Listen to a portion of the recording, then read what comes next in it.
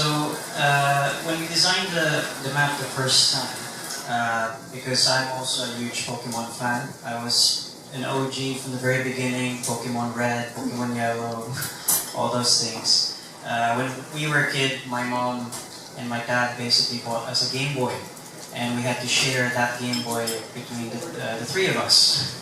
So, you know, like the first thing that I really loved about the Pokemon world, especially most people, is they have that journey, that map. So I'm going to walk you through first on how would you expect for the journey, the way we designed it the first time. So the entrance would be in Hall 1. Once you enter Hall 1, you have different experiences straight away. The first thing that you'll probably notice here is the museum. We have a museum here. We partnered up with the biggest collectors in the country. Probably the collection would go almost up to 1 million or more. So it's very, very valuable, and I'm very thankful for the biggest collectors to just showcase their, display their collections for the very first time.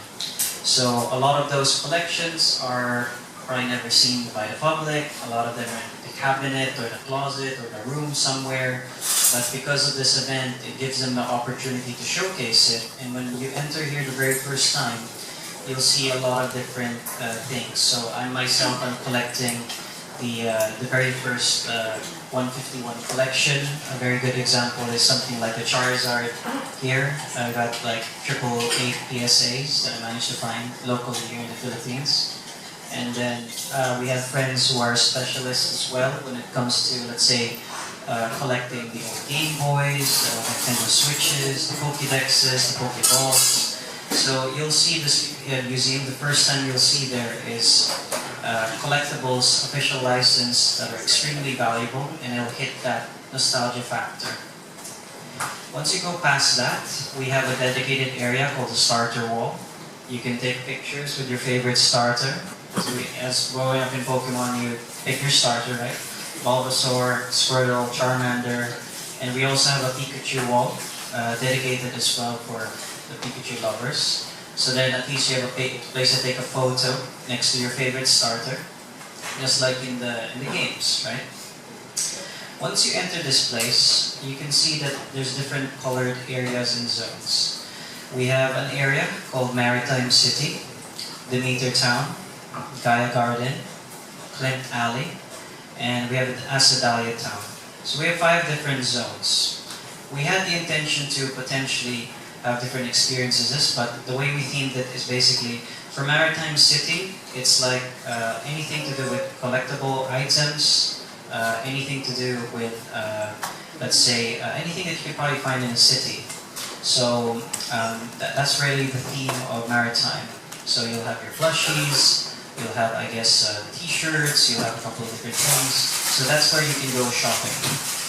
We also have a dedicated play zone area here, as well as a trader's bay. So if there are people who want to sell their old Pokemon cards, Pokemon collectibles, we have a trader's bay, so you can sell and trade. And then a gaming area for here. Demeter Town is based off, I believe, the god of food.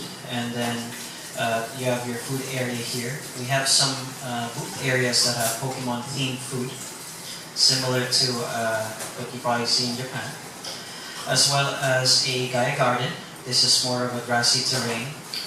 We have different experiences here, from the Caster Lounge. Of course, we dedicate a media bay for the media as well. Sometimes the media places it down. And Champions Peak is like an elevated platform where I guess whatever happens on there would be like the semifinals, finals for the competitions, and whatever is happening in Champions Peak will be showcased on the Pika stage. So there's a Pikachu themed stage that we have, the electric stage, within this area. A Clint Alley, as I mentioned before, is more themed to fan-made. A dedicated area for activities.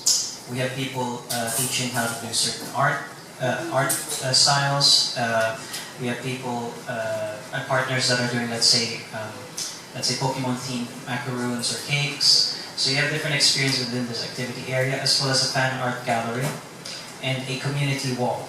So I know that in the fans here, they love being part of the art pieces, so we dedicated a whole wall where you can just doodle whatever you like in the back wall here. Asadalya is more for like, I guess, for the influencers who want to take their photos, do their vlogs at the end of it. And the final area here is once you do your journey is you have your fan area here. So this is a meet and greet area for Veronica and Jason, just right next to the stage, and stuff like that. Now, after you can go through all that journey, we have a dedicated area here, which we call as the POKEVERSE League. Within the POKEVERSE League, we have Arken and Hobby Stadium, the two biggest hobby shops. Think of them as like Ateneo and Lasal. So it's going to be a very, very interesting combination.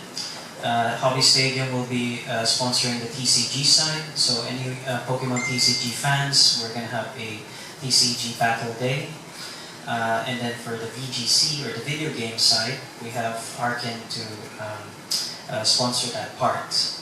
We also have, for the people who are not competitive, you just want to learn how to play. So that's the point of the play zone. The play zone area will have maybe dedicated tables and chairs. We're still also finishing up some partnerships. Maybe you can have the nice little crane thing that you can pick up some Pokemon on a plushie, or maybe a gacha machine. So that's sort of like the idea. So instead of like most conventions, as you may know, they're just filled with cosplayers and just a lot of different booths. We try to focus mostly on the experiences for people to be there. Like there should be enough space for you to take photos, and especially the most important thing is because you have families, you have kids that normally run around, they want to have enough space to experience things. So yeah, like think of it as again a Pokemon universe. That's why we call it the POKEVERSE. Themed towards that IP and the love for the brand, and that's why we call it a fan for fan made.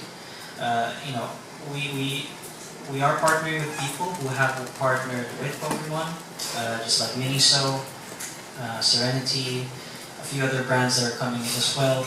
So this is just again an overview of what to expect for the map. This will not be the final form because we're just finalizing everything this week. And then once everything is out, I think what we plan to do is just imagine like a map, and that map is closed up, and it looks like Pokédex. So your Pokédex, you open that map, and no, like that. Oh, this is